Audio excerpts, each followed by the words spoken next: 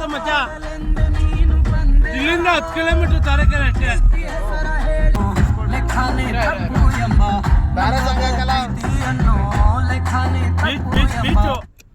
ಏನಂದೆ ಇನ್ನೊಂದ್ಸಲ ಹೇಳು. ಬೀಚ್ ಇದು ಬೀಚು.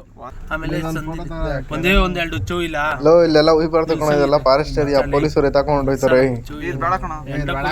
ಆಂಜನೇಯ ಅಂತಾನೆ ಆಗ್ತಾನೆ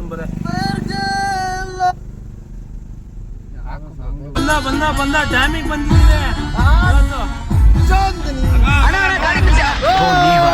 ಗಂಡಸರು ದೇವ್ರಿಗೂ ನಿಮ್ಗೂ ಡಿಫ್ರೆನ್ಸ್ ಇಲ್ಲ ನೋಡಿ.